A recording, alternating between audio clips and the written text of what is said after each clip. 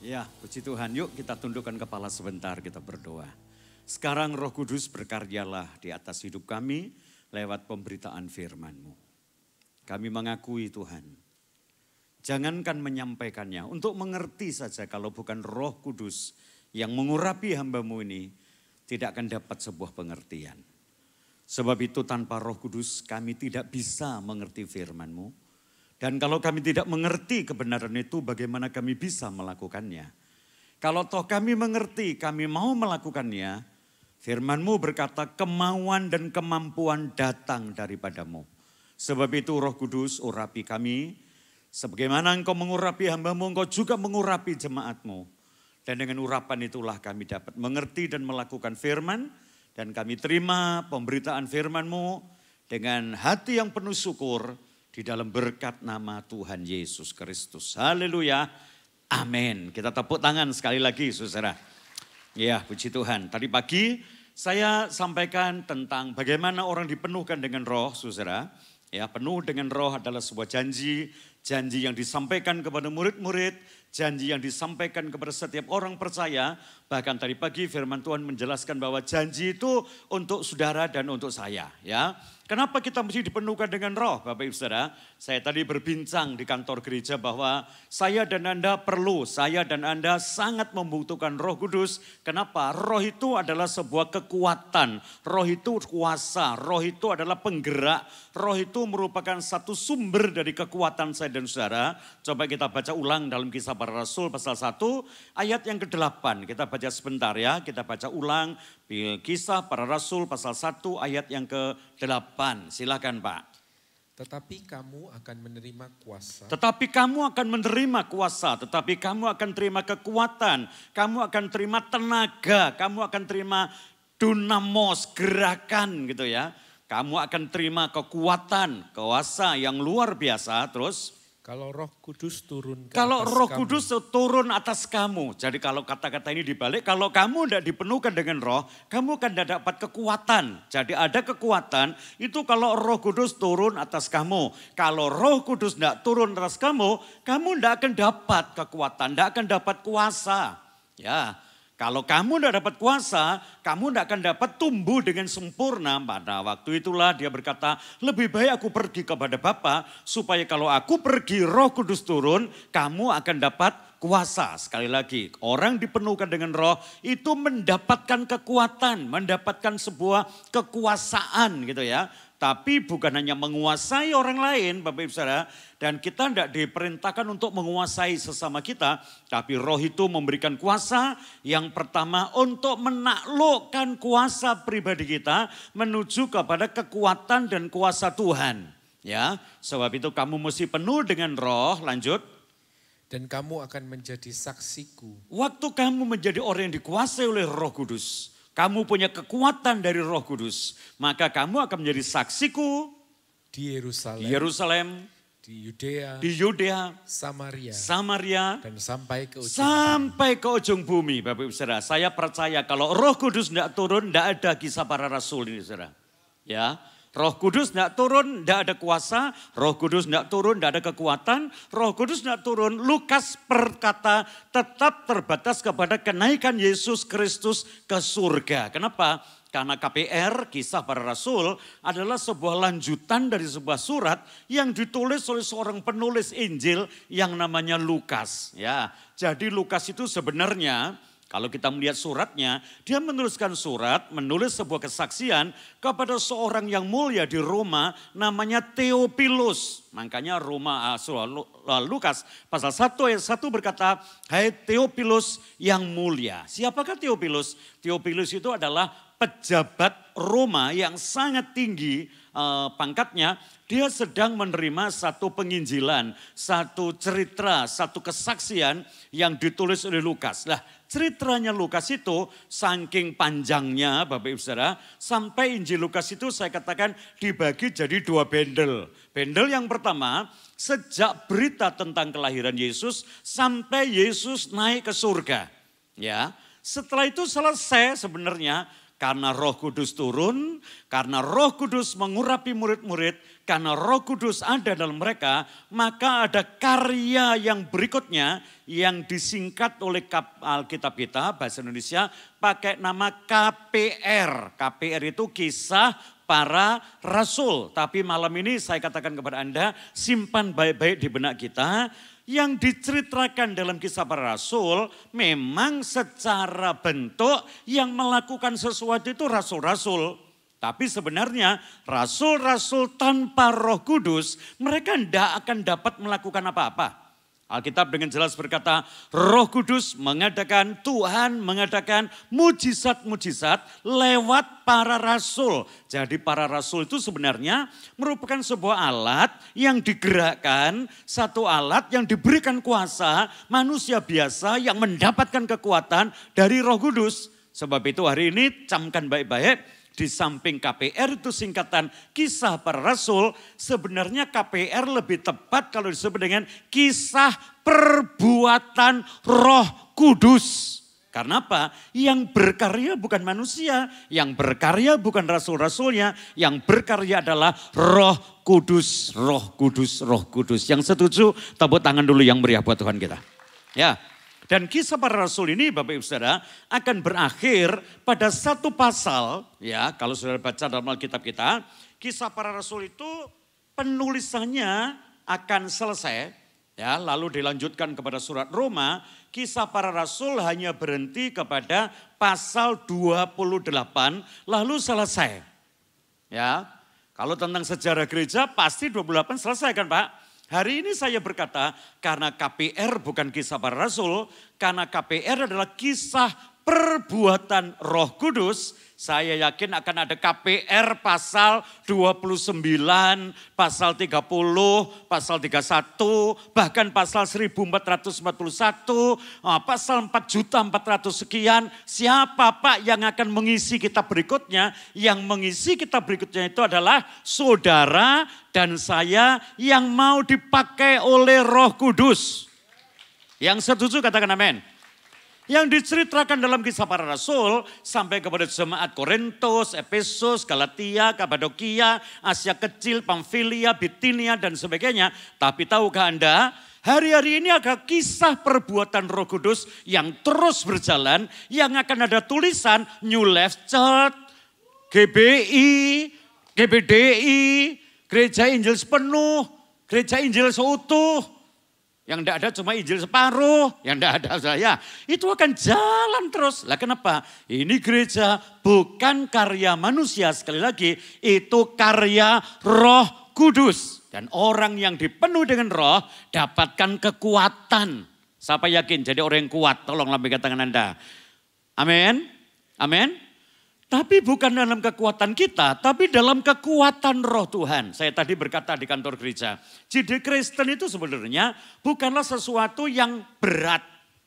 Sorry ya, Kristen itu agama paling ringan kalau saya katakan. Tidak ada sesuatu yang memberatkannya. Persyaratannya juga tidak ada. Halo? Cara-caranya juga tidak terikat. Bagaimana Anda jadi Kristen? Tidak ada cara kita menyembah Tuhan secara Kristen yang lebih ringan dari Kristen. Ini paling ringan. Ya, ada mungkin yang lain. Sampai ada istilah orang-orang Tionghoa zaman dulu, kalau tidak ada uang itu tidak bisa sembahyang loh. Ya, ini meyujen nih boyo tahu kona. Kalau kamu tidak punya duit, kamu tidak bisa sembahyang. Lelen beli, Yosua beli, duit-duitan beli. Halo? Kristen ini ringan, karena ringannya sampai muncul nyanyian, ku tak membawa apapun juga. Nyanyian itu bagus. Saat ku datang ke dunia, tapi jangan dinyanyikan waktu kolektor. Mari kita berikan persembahan, kita nyanyi, ku tak membawa apa-apa. Masuk lagi tas, ku tak membawa, ku tak membawa. Jadi tidak jadi ya. Kristen itu paling ringan. Bagaimana Anda beribadah? Saking ringannya, saya sampai ngomong dengan berdua. Orang ibadah Kristen bawa kopi itu loh boleh. Halo? Boleh kan? Boleh. Bawa permen boleh kan? Boleh. Saking ringannya. Tapi walaupun jadi Kristen itu ringan, tidak ada orang yang bertahan menjadi Kristen karena kekuatannya. Ya, awas ya. Kristen itu ringan, tapi tidak ada orang yang bertahan jadi Kristen karena kekuatannya. Makanya ada banyak orang yang sudah menjadi Kristen, terlempar jauh dari kekristenan, bahkan keluar dari Kristen, bukan karena keberatannya, karena walaupun tidak berat, tapi dia tidak kuat. Halo? Pelayanan misalnya, saya melayani Tuhan, sama sekali saya tidak boleh merasa berat dalam sebuah pelayanan. Ya, makanya ada orang pamit sama saya, Pak, saya melayani kok rasanya lebih berat dari pelayanan. Saya tak keluar dulu dari pelayanan. Keluarlah kalau mau keluar. Jangan melayani lagi kalau memang tidak mau melayani. Kenapa? Kamu melayani, Yesus tetap Tuhan. Kamu tidak melayani, Yesus ya tetap Tuhan. Bagi Tuhan tidak ada perubahan apa-apa. Betul? Lah kenapa? Loh Pastor dalam pelayanan tidak merasa berat? Enggak. Prinsip saya cuma satu, sekalipun pelayanan itu berat, tapi Tuhan berkata, beban yang kuberikan kepadamu itu beban yang ringan, kuknya pun enak. Jadi kalau engkau melayani dengan keberatan, bosan, stres, itu tandanya Anda tidak melayani dalam kekuatan Roh Kudus, tapi Anda melayani dengan kekuatan sendiri. Halo? Orang melayani itu sukacita kok. Tidak ada bebannya ringan. Cooknya pun enak. Ada satu pendeta Pak, sampai stres karena pikir apa. Dia bangun gereja tidak selesai-selesai. Lalu dia ngomong sama saya, Pak Stefanus doa saya ya. Loh kenapa? 3 bulan ini Pak saya malu. Ya kenapa? Saya terbeban Pak. Lah kenapa? Bangun gereja sudah bertahun-tahun tidak selesai-selesai. Kalau 3 bulan ini tidak selesai, saya mau keluar dari pelayanan. Saya ngomong keluar sekarang saja. Halo? Ya, lalu dia ngomong sama saya, pendeta-pendeta itu rata-rata memberikan support, memberikan kekuatan, memberikan sebuah penghiburan. Pak Stefanus saja yang izinkan saya keluar. Loh kenapa tidak? Nah saya tanya, orang melayani itu kata Tuhan, ayo ikutlah aku. Ada beban memang, tapi bebannya ringan. Ada cook memang, tapi cooknya itu enak, nyaman, penuh sukacita. Dan itu tandanya kalau saya dan engkau melayani dengan sukacita, itu kita melayani dalam kekuatan Tuhan. Bukan dalam kekuatan kita. Tapi kalau mulai sudah berat, itu tandanya engkau mulai melayani dengan kekuatan sendiri. Saya katakan pasti engkau tidak akan kuat. Keluar aja dari sini, dari pelayanan. Nah, terus dia ngomong begini, lah kalau saya keluar, siapa yang akan gantikan saya? Ribuan orang akan antri di belakangmu, menggantikan kau lebih ganteng daripada kamu, lebih pintar daripada kamu, lebih cakep daripada kamu, lebih hebat. Apa Tuhan tidak punya? Punya. Kenapa Anda dipertahankan oleh Tuhan? Karena Tuhan cinta dan Tuhan percayakan diri kepadamu. Kalau Anda mau percaya kepada Tuhan, tidak mau dipercaya, sudah minggato. Tuhan pasti kirim orang menggantikan kau di tempat itu. Lalu dia diam. Saya tanya lagi, jadinya kapan pindah? Tantar nanti kalau pindah. Dia ngomong, enggak jadi Pak, aku tak teruskan pelayanan. Nah saudara ya, jangan melayani dalam kekuatan sendiri. Bagaimana waktu Tuhan mau mulai melayani, Yesus itu waktu mau mulai pelayanannya, sudah umur 30 tahun kira-kira, apakah dia perlu dia memberikan contoh kepada kita. Tuhan Yesus memulai pelayanannya itu juga diperlengkapi dengan kuasa Roh Kudus. Coba kita lihat ya, Matius pasal yang ketiga. Yuk, Matius 3 ayat yang ke-16. Ini angka yang paling jitu Alkitab itu 3 ayat 16. Yohanes 3 16, 1 Yohanes 3 ayat 16. Sekarang Matius 3 ayat 16. Coba kita lihat. Matius 3 ayat ya, 16. Oke. Sesudah dibaptis, Yesus segera keluar dari air. Dan pada waktu itu juga, terus langit terbuka. Langit terbuka. Lanjut. Dan ia melihat roh Allah. Dia melihat roh Allah. Seperti burung merpati. Ya. turun ke atasnya. Oke, apa itu artinya? Waktu Tuhan Yesus memulai pelayanannya, dia adalah Tuhan, dia adalah Allah, dia adalah sesembahan kita. Dia yang mempunyai semua. Tapi, saudara mesti ingat, waktu ayat ini ditulis, Yesus sebagai manusia. Yang sama dengan saya, sama dengan saudara. Dia pribadi manusia. Saya ulang, Yesus sebagai manusia memulai pelayanan, dia tidak memulainya dengan kekuatannya.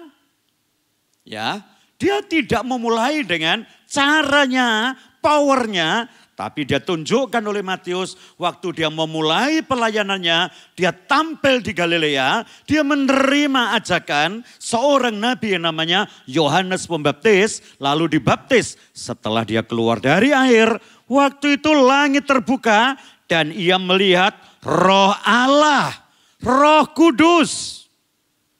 Ya, ada atas hidupnya. Coba kita lihat rasul yang satu yang terkenal yang namanya Paulus. Apakah Paulus juga dibaptis dalam Roh Kudus, dipenuhi dengan Roh Kudus? Kisah Para Rasul pasal yang ke-9. Ayat 17, coba kita lihat bagaimana Paulus memulai pelayanannya. Kisah Para Rasul pasal 9 ayat yang ke-17. Lalu pergilah Ananias. 16. Ya, oke, mulai 16 boleh. Aku sendiri akan menunjukkan kepadanya. Aku sendiri akan menunjukkan kepadamu, kata Tuhan kepada Ananias. Terus? Betapa banyak penderitaan. Ya, betapa banyak penderitaan, betapa banyak beban yang harus ia tanggung. Harus Paulus tanggung. Oleh karena namaku. Terus? Lalu pergilah Ananias. Lalu Ananias pergi menemui Paulus. Terus Pak? Dan masuk ke rumah itu. Masuk ke rumah itu. Dia menumpangkan tangannya ke atas Saulus yang baru saja ketemu Yesus di perjalanan menuju Damsyik untuk membinasakan gereja Tuhan. Waktu Ananias menumpangkan tangan kepada Paulus, lalu terus Pak.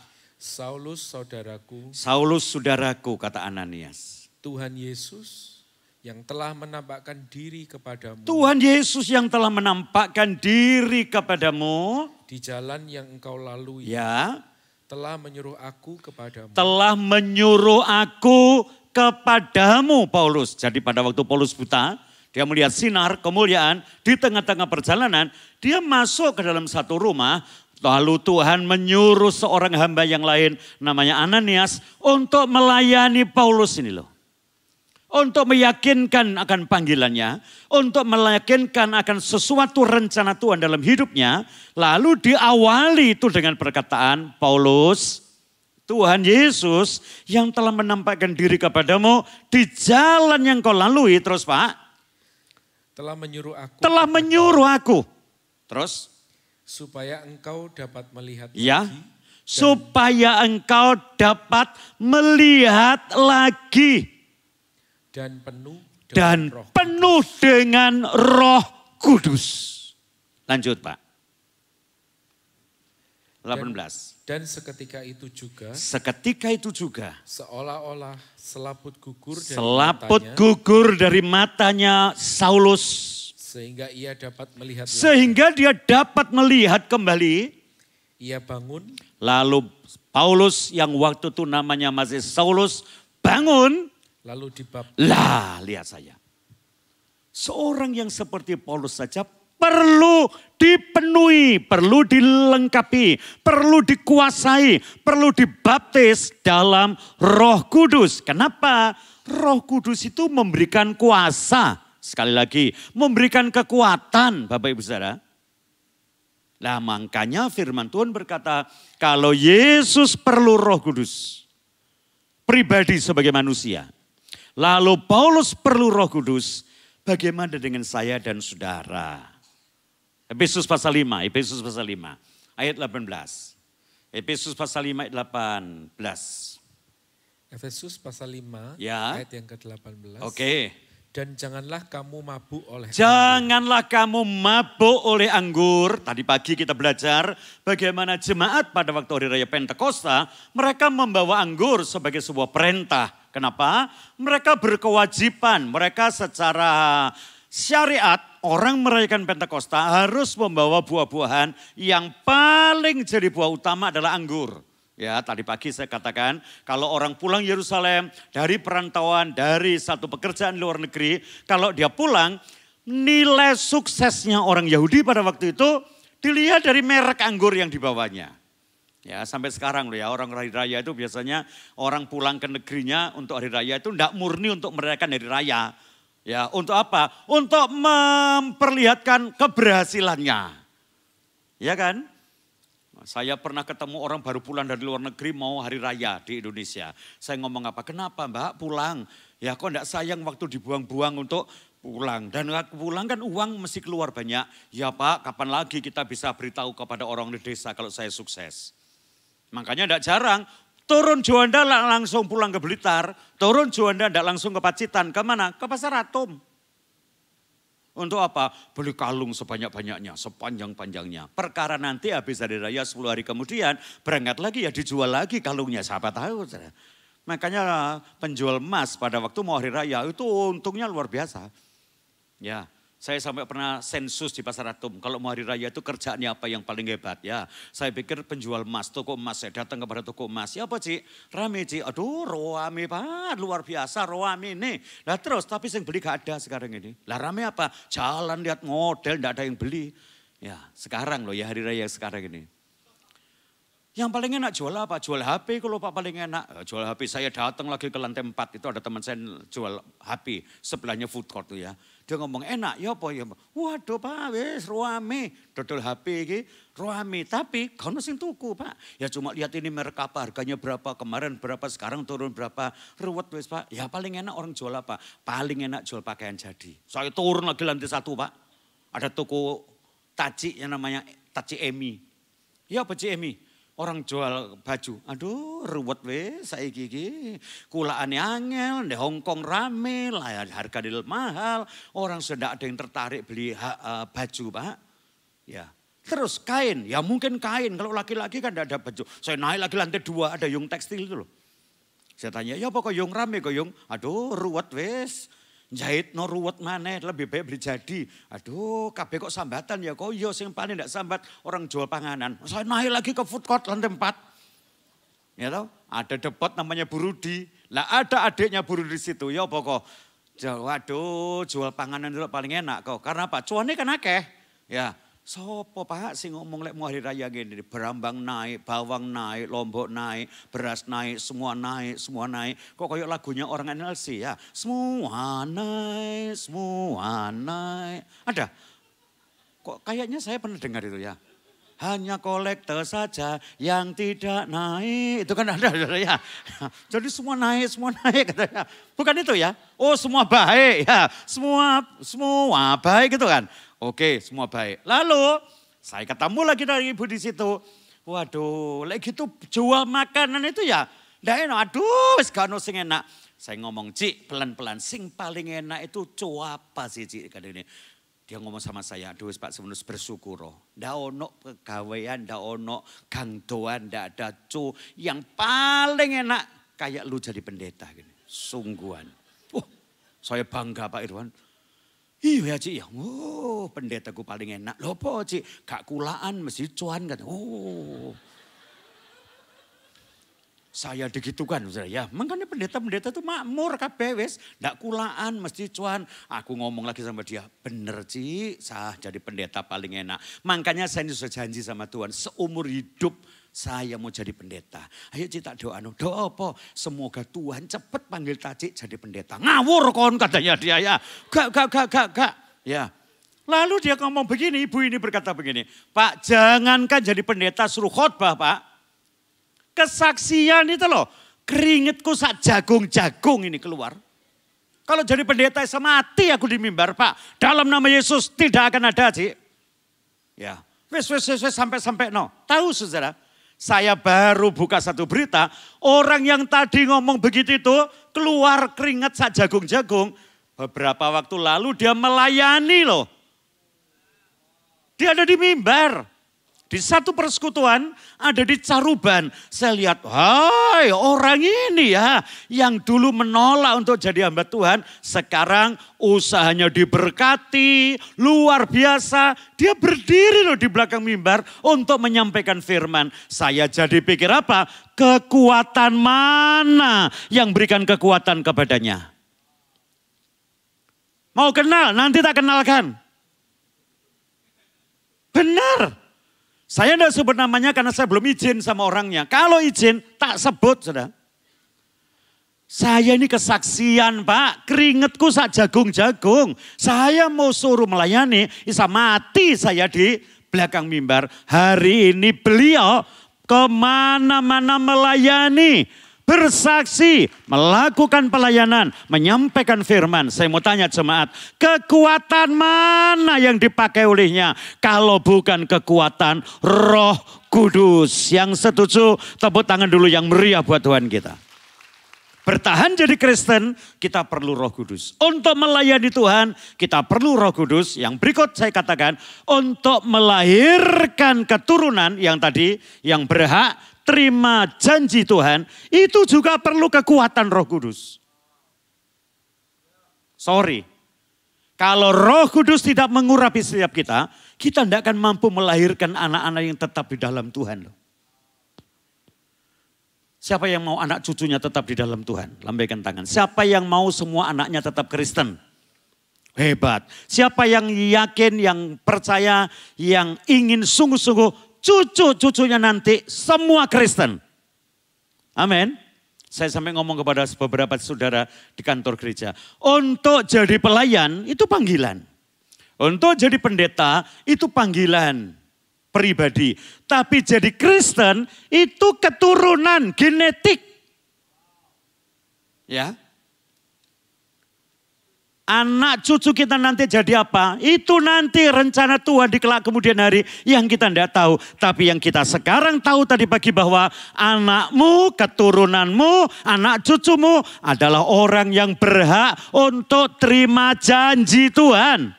Tempatkan keturunan kita di depan janji Tuhan. Supaya apa? Supaya janji Tuhan itu tergenapkan dalam hidup mereka. Itu karena kekuatan Roh Tuhan, Roh Tuhan. Roh Kudus. Pentingnya kita dipenuhkan dengan roh. Coba kita maju sekarang kepada Kisah Para Rasul. Kita akan baca pada pasal 2 ayat yang ke-14. Kisah Para Rasul pasal 2 ayat 14. Perhatikan bareng-bareng. Maka bangkitlah Petrus. Ya. Berdiri dengan ke-11 rasul Maka itu. bangkitlah Petrus berdiri. Lihat saya. Maka bangkitlah Petrus berdiri dengan ke-11 rasul itu. Terus Pak. Dan dengan suara nyaring. Dengan suara nyaring. Ia berkata mereka, dengan suara yang menggelegar. Dengan suara yang penuh dengan kuasa. Dengan suara yang penuh dengan wibawa. Maksudnya itu. Kata nyaring itu bukan hanya nyaring tapi Petrus berdiri didampingi 11 murid yang lain. Kenapa? Yudas sudah digantikan Matias. Lalu berdiri berbicara dengan suara yang berwibawa. Mengandung kuasa. Katanya apa Pak? Hai kamu orang Yahudi. Hai kamu orang Yahudi. Dan kamu semua. Dan semua orang. Yang tinggal di Yerusalem, baik Yahudi maupun non-Yahudi, baik penganut agama Yahudi maupun Yahudi asli, kamu semuanya. Lanjut. Ketahuilah dan camkanlah perkataanku ini. Lanjut. Orang-orang ini tidak mabuk. Orang yang berbahasa apa yang mereka katakan sesuai dengan bahasamu di negeri perantauanmu itu tidak mabuk. Seperti yang kamu sangka. Seperti sangkamu itu. Waduh, ini kata-kata yang penuh wibawa. Karena hari ini, hari Pentakosta, belum selesai ibadah, belum waktunya orang minum anggur, belum waktunya orang pesta pora. Ini hari masih baru pukul 9 pagi. Lanjut. Tetapi inilah yang difirmankan Tuhan. Dengan perantaraan Nabi Yoel. Oke, sampai situ dulu. Bapak Ibu lihat. Waktu saya membaca Petrus bangkit Dia bicara dengan suara yang nyaring. Saya lihat terjemahan yang lain tidak bukan nyaring. Dengan suara yang berwibawa. Dengan suara yang penuh dengan kuasa. Petrus bangkit. Dalam hati saya berkata, kok tumben? Petrus itu loh kok tumben? Saya katakan orang tercengang-cengang lihat Petrus ini mungkin. Lah kenapa Bapak Ibu Saudara? Khusus Petrus ya. Nanti Bapak Ibu baca di dalam kitab Injil Yohanes ya, nanti di rumah saya bacanya ya. Waktu Petrus ini kita dapati seorang yang bisa berbicara dengan bahasa, dengan kekuatan, dengan satu kuasa, dengan wibawa. Siapa Petrus itu? Waktu Yesus habis disalibkan, kita melihat sebuah cerita kan waktu Paskah, waktu Yesus mulai diadili, Yesus ditangkap di Bukit Sion, di Getsemani, lalu dia diarak lewat lembah Kidron ke sebelah selatan, lalu naik ke sebuah tangga, tangganya itu masih ada loh sampai sekarang, tembus ke sebuah rumah yang disebut dengan rumah imam besar Kayafas. Ya kan? Itu rumah imam besar namanya Kayafas. Sekarang dibangun satu gereja. Gereja untuk mengenang Petrus. Apanya yang dikenang? Yang dikenang adalah sikapnya Petrus aslinya. Di atas gereja itu ada satu hiasan yang bentuknya ayam jantan. Kenapa? Tuhan pernah berkata, sebelum ayam berkokok, kamu sudah menyangkal aku 3 kali. Itu aslinya Petrus. Ya. Mungkin waktu itu dia mungkin muncul sebagai manusia yang asli tanpa Yesus. Belum jadi Petrus. Kayak Simon yang asli. Apa namanya arti Simon? Simon artinya ilalang. Makanya ya seperti itu. Ditanya orang, kamu kan pengikut dia. Ngawur. Ngawur kamu ngomong. Lalu orang itu pergi, yang lain berkata, iya kamu kan juga pengikutnya kan. Dari logat bahasamu kan sudah tahu kamu orang Galilea. Enggak. Yang lain lalu berkata, bukankah kamu juga salah satu dari mereka? Sungguh mati, aku enggak kenal dia. Itu Petrus, Simon. Saudara tahu 11 orang yang mengikuti, yang mengelilingi, yang menemani Petrus waktu dia berbicara dalam satu perkataan yang berwibawa. 11 orang itu setelah Yesus bangkit. 11 orang itu dalam kitab Yohanes pasal 20 ayat 19 dikatakan. Mereka ada dalam satu ruangan. Ruangan itu terkunci. Coba sih pasal 20 tolong Pak Yohanes Pak. Pasal 20 ayat 19. Betul apa enggak? Kalau enggak betul nanti salah. Saudara. Dari zaman kuno kalau enggak betul ya salah. Salah artinya enggak betul. Yohanes 20 ayat 19. Ya. Ketika hari sudah malam. Ketika hari sudah malam. Pada hari pertama minggu itu, hari Minggu. Berkumpullah murid-murid Yesus. Di suatu tempat. Di suatu tempat. Dengan pintu-pintu yang terkunci. Dengan pintu-pintu yang terkunci. Kenapa Pak? Karena mereka takut kepada siapa? Orang-orang Yahudi. Kepada orang Yahudi. Lihat cerita ini. Mereka itu terkunci ruangannya karena takut kepada orang Yahudi. Baik Petrus maupun 11 murid yang lain. Tumben pagi itu hari Minggu juga. Kalau itu Minggu Paskah, ini Minggu Pentakosta. Apa yang terjadi? Petrus berdiri dan berkata dengan suara yang berwibawa. Hei orang-orang Yahudi, camkan ini. Mereka tidak mabuk oleh anggur sesuai dengan prasangkamu. Bukan, mereka lagi dipenuhi dengan Roh Kudus. Kenapa? Ada nubuatan nabi yang berkata bla bla bla bla bla bla bla. Tumben. Tahu sampai di sini? Orang semacam Petrus yang tidak punya kekuatan, orang semacam Petrus yang layu seperti ilalang, orang semacam Petrus yang tidak punya satu manuver apa-apa, kegiatan apa-apa, jadi hebat, luar biasa, berdiri sebagai batu karang yang hebat. Kenapa? Bukan Petrusnya yang berubah, tapi kuasa yang di dalamnya lah yang beda. Kalau dulu yang menguasai adalah rohnya dia, sekarang katanya Paulus, roh yang di dalam saya ini lebih hebat dari manapun juga. Kenapa? Ada sebuah kuasa, kekuatan yang pernah dipakai Yesus untuk bangkit dari orang mati, kekuatan yang sama loh yang akan diberikan kepada kita. Makanya Paulus berkata, yang ku kehendaki ialah mengenal dia dan mengenal kuasa, kekuatan yang ada pada dirinya. Sehingga jadi orang yang hebat, dari orang kuat. Hari ini NLC tidak ada lagi orang lemah. Ini adalah hari kebangkitan kita gereja Tuhan. Hari ini bangkit dari ketakutan, dari kegentaran. Bukan waktunya Anda kurung diri dalam ruangan yang dikunci rapat-rapat karena takut. Waktunya Anda keluar, bicara dengan wibawa, katakan sesuatu, kasih kesaksian Surabaya untuk kemuliaan Tuhan. Yang setuju katakan, yang percaya katakan, ini kuasa roh Tuhan. Jadi pada waktu kita melihat Pentakosta adalah sebuah hari di mana merubah syariat. Lihat saya, syariat. Syariat itu perintah. Syariat itu hukum. Syariat itu sesuatu yang diperintahkan tanpa mengerti hakikat. Ada banyak loh orang tahu hukum tapi tidak ngerti hakikat. Kenapa Pentakosta kok mesti bawa buah-buahan? Orang Israel ditanya, tidak tahu, pokoknya ya begitu. Nah kenapa masih anggur? Tidak ngerti, nenek moyang kita ya begitu. Saya pernah tanya kepada mbah saya, kenapa selamatan orang mati kok harus pakai ayam jantan? Tidak ngerti, dari dulu ya ayam jantan. Lah kenapa kok tidak ayam betina?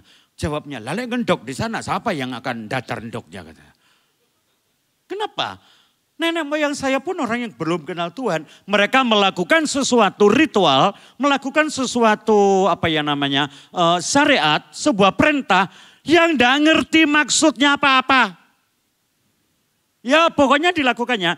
Waktu hari Pentakosta itu mereka tidak mabuk oleh anggur sesuai dengan kewajiban nenek moyang. Mereka menjadi orang-orang yang dahsyat, yang hebat. Yang namanya roh Tuhan bukan lagi sebuah pengajaran. Tapi menjadi sebuah kenyataan dalam kehidupan. Ini hakikat Kristen yang sesungguhnya. Hari ini kekristenan bukan syariat. Hari ini kekristenan adalah hakikat.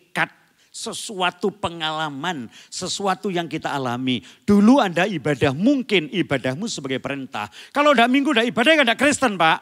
Jadi harus kebaktian, harus ibadah. Apa dunia ibadah? Yang penting ada beberapa dela. Yang pertama datang, yang kedua duduk, yang ketiga dengkur. Lalu pulang. Ya, cuma DDP. Duduk, dengar, dengkur, pulang. Ikuti apa kata pendeta. Pendeta, mari kita berdiri. Ayo kita menyanyi. Nyanyiannya apa? Ayo katanya pendeta Pak. Ya, mari kita nyanyikan satu nyanyian nomor sekian, Anda berdiri. Pendetanya lupa Anda bawa kacamata. Bukunya dibuka, tidak kelihatan yang dibaca. Lalu pendetanya berkata, kacamata ketinggalan. Jemaat menyanyi, kacamata ketinggalan. Bukan itu maksudku, bukan itu maksudku. Itu tidak ada di buku, itu tidak ada di buku. Pendetanya bluter, goblok saudara, goblok saudara. Pulang, karena Anda tidak tahu hakikat, yang penting ibadah. Apa kata penonton? Dituntun ya sudah begitu. Hari ini berubah. Hakikat ibadah, sesungguhnya ibadah, kuasa ibadah, saya dan Anda nikmati dalam ibadah kita. Yang setuju, tepuk tangan dulu yang meriah. Makanya saya lihat Anda menyanyi, bukan lagi dengan terpaku, tapi Anda sekarang menyanyi dengan sukacita, dengan gaya yang hebat. Saya lihat kiri kanannya luar biasa. Kenapa? Tuhan mengurapi kita dengan kekuatan yang baru. Yang setuju katakan, amin. Yang percaya katakan. Coba kita lihat sekarang, Bapak Ibu. Kenapa apa yang dikhotbahkan oleh Petrus, lalu dia berdiri, lalu dia berkata tentang kitab Yoel. Coba kita lihat, lanjut Pak. Akan tetapi pada hari-hari terakhir, demikianlah firman Allah. Demikianlah firman Tuhan. Bahwa aku akan mencurahkan rohku. Aku akan mencurahkan rohku. Ke atas semua manusia. Ke atas semua manusia. Saya yakin orang Yahudi yang dengar khotbahnya Petrus kaget. Mereka berkata apa? Bagaimana semua orang manusia akan dipenuhkan dengan roh? Karena apa? Orang Yahudi berkata yang umat Tuhan, umat Allah itu cuma mereka. Selain Yahudi, kafir. Sekarang orang Yahudi dengar khotbah, yang khotbah lulusan mana? Orang Galilea pinggir pantai. Dulu nelayan, orang berkata, oh enggak lulus teologi. Siapa bilang Petrus enggak lulus teologi? Dia sekolah 3,5 tahun loh. Setiap hari enggak pulang loh. Ada Pak kuliah 3,5 tahun enggak usah pulang. Praktek dan teori bersamaan. Yang ngajar lebih dari profesor, doktor, kalkulator. Yang namanya Yesus. Pendidikannya Petrus itu hebat loh. Jangan pikir Petrus tidak sekolah. Sekolah. Ikut terus, praktek terus. Kognitifnya boleh, afektifnya boleh, psikomotoriknya boleh.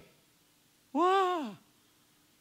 Coba lihat apa yang dikhotbahkan. Semua orang akan ada roh Tuhan. Terus Pak. Maka anak-anakmu laki-laki. Anak-anakmu laki-laki. Dan perempuan akan bernubuat. Sebentar. Anakmu laki-laki akan bernubuat. Orang Yahudi pasti ngawur. Tidak ada anak-anak boleh bernubuat. Orang Israel baru boleh mengajar kalau usianya sudah 50 tahun. Belum 50 tahun kerja. Walaupun orang Lewi, walaupun keturunan imam. Semua mesti kerja di rumah Tuhan sampai umur 50 tahun dalam kitab imamat. Nanti kalau sudah 50 tahun, dia bebas dari pekerjaan, dia boleh mengajar. Makanya waktu Yesus mengajar tentang Abraham, ingat Pak, apa kata orang Farisi? Umurmu belum 50, kok sudah ngajar kamu? Ini anak-anak mau nubuat. Akan ada anak-anak yang berkhotbah sebelum umur 50. Wow. Apalagi anak perempuan. Aduh, orang Israel. Anak perempuan itu beda dengan anak laki-laki. Masa nifasnya, anak perempuan kalau lahir itu 40 hari. Kalau anak laki-laki 80 hari. Lebih hebat. Perempuan mana yang boleh mengajar? Tapi Yoel berkata, anakmu laki-laki dan anak-anakmu perempuan akan bernubuat. Terus Pak. Dan teruna-terunamu akan mendapat penglihatan. Kaum mudamu akan mendapatkan penglihatan. Kaum muda dapat penglihatan itu tidak akan ada kalau tanpa Roh Kudus. Kenapa? Orang muda itu tidak pernah memikirkan sesuatu yang lain. Kecuali kebutuhan mereka. Waktu itu, belum waktu sekarang. Lanjut. Dan orang-orangmu yang tua. Orang-orangmu yang tua. Akan mendapat mimpi. Aduh jauh Pak, orang tua suruh mimpi itu angel. Orang tua kok suruh mimpi, tidur aja sulit kok. Hei, siapa umur 65, 60 ke atas?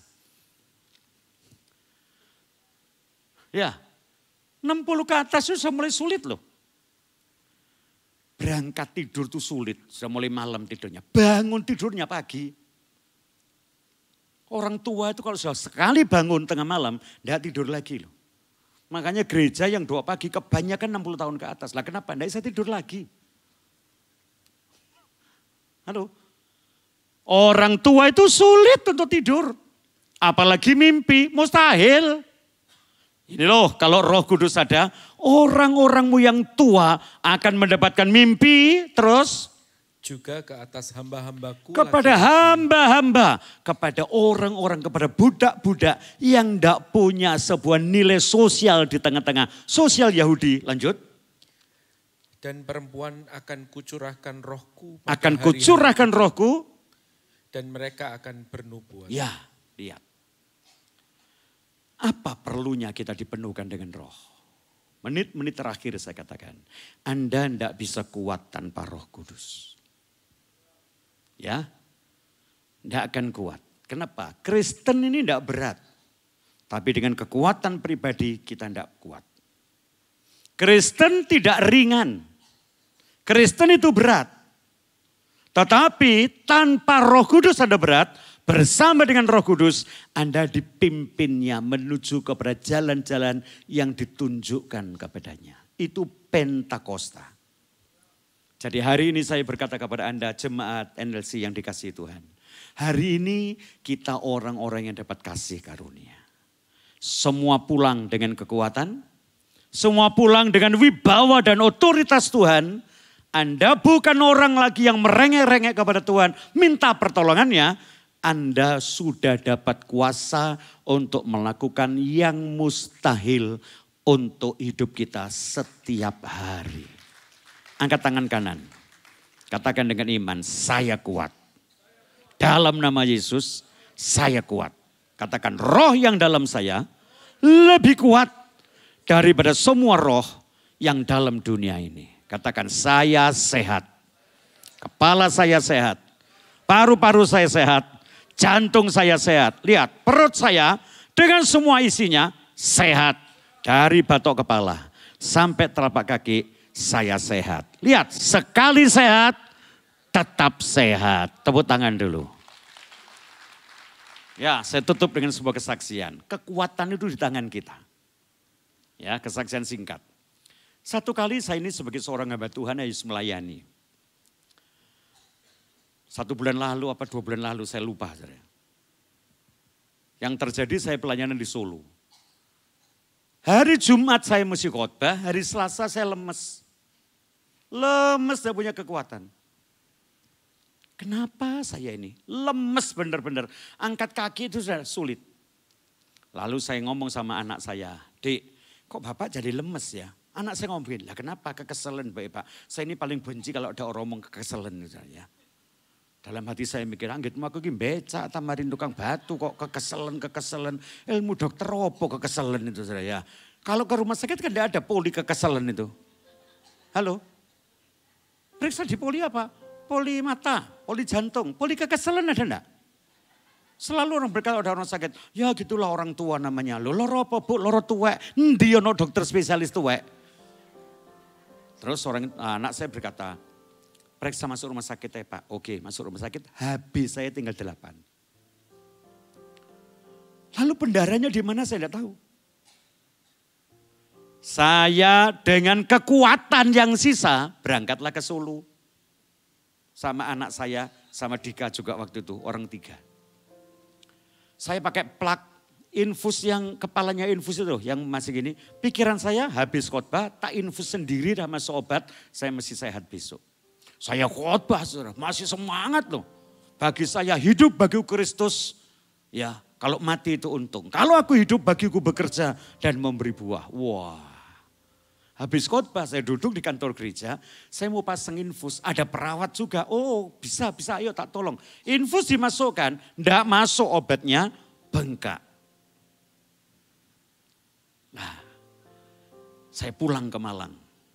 Sampai Malang, kok tambah turun lagi HB-nya ini, tinggal 7, Singkat cerita saya suruh lihat pup saya lihat kotoran saya hitam, berarti pendarahnya dalam. Lah orang desa saya berkata kalau orang sudah buang air besar hitam itu mau mati. Tidak tahu itu ilmu dari mana. Saudara. Halo betul ya? Yo saya hitam semua mati kasih apa saja sudah. Sebentar lagi berangkat sudah. Saya cuma ngomong Tuhan. Aku percaya aku sehat. Ya. Aku mati tidak takut. Tapi apa tugasku selesai? Kalau belum selesai siapa yang mau lanjutin? Lalu singkat cerita saya dibawa ke Malaysia. Sampai Malaysia dokter berkata, ini lu punya perut jelek lah. Ya, you punya perut ini jelek. Mesti ika-ika ini ada varises ada dalam perut. Varises di perut. Kan biasanya di Surabaya varises di kentol, saudara ya. Bawahnya dengkul itu ya. Apa dok? Varises, ada varises di perut lah. Mesti di ikan lah supaya lepas lah. Kalau tidak, ini mesti keluar darah lah. Waduh, Selasa saya masuk rumah sakit, Rebu dikerjakan, diikat, lalu saya suruh pulang, Rebu siang. Saya ngomong, dok, sudah pulang, pulang lah. Saya boleh makan apa? Dokter berkata, maka semua boleh makan, asal tidak ho-ho lah. Dah ho-ho ini apa saya? Pokoknya dah ho-ho lah. Semua makan dah, yang penting dah ho-ho. Saya tanya anak saya, di apa ho-ho itu? Aku yang tidak ngerti ho-ho ini apa sih? Dia ngomong, sorry dokter, makan apa? Ya semua boleh makan, durian boleh, semua boleh. Yang penting dah ho-ho lah. Dah ho ya. Yang dah ho ini apa? Ya semua pokoknya dah ho, maka ya sejuk-sejuk saja. Sejuk-sejuk. Nah sejuk lah ISIS saudara ya. Lah orang Indonesia kan sejuk itu ISIS. Malaysia sejuk itu dingin. Oh dah ho itu dah hot. Yang penting ho-ho lah, dah ho-ho lah. Nah coba lihat. Saya mulai percaya hari Pentakosta adalah hari pemulihan. Saya akan berdiri lagi Tuhan. Aku akan khotbah lagi. Saya dapat kekuatan. Kenapa? Saya tidak lagi minta Tuhan tolong saya dan sebagainya. Tuhan berkata, aku berikan kuasa kepadamu kalau Roh Kudus turun atasmu. Apa yang kau ikat di bumi terikat di sorga. Apa yang kau katakan dengan mulutmu jadi. Saya hanya berkata saya sehat. Saya melayani lagi, saya khotbah lagi, saya akan gagal lagi, saya akan berbicara dengan wibawa, bukan wibawa manusia yang lemah, tapi wibawa Tuhan. Apa yang terjadi? Hari ini saya saksikan, habis saya 12,9. Tadi pagi saya lihat. Minggu besok saya akan kembali ke Solo. Saya akan tampil lagi dengan kekuatan baru. Tapi saya tetap percaya bukan oleh kuat dan gagah saya. Hanya oleh Roh Kudus. Amin. Selamat menikmati pemulihan. Tuhan memberkati kita sekalian. Mari kita berdoa bersama-sama. Bapa di surga, lanjutkan karyamu di tengah-tengah kami. Terjemahkan terus firman-Mu dalam hidup umat-Mu ini. Tidak ada satupun di antara jemaat NLC yang tidak dilawat Tuhan. Mereka bukan lagi orang yang terkungkung dalam ketakutan seperti Simon. Mereka bukan lagi orang yang diam dalam sebuah ruangan yang penuh dengan kekhawatiran seperti murid-murid. Tapi sekarang waktunya mereka berdiri, berbicara, bersaksi dengan suara nyaring, suara berwibawa. Suara yang penuh dengan otoritas Tuhan. Dan kami percaya jemaat ini akan menjadi saksi Tuhan untuk memenangkan Surabaya bagi Tuhan, Indonesia bagi Tuhan. Tambahkan kekuatan demi kekuatan karena urapan Tuhan. Terima kasih Tuhan. Kami percaya semua terjadi atas kami karena Roh Tuhan ada di atas hidup kami. Dalam nama Yesus kami sudah berdoa. Haleluya.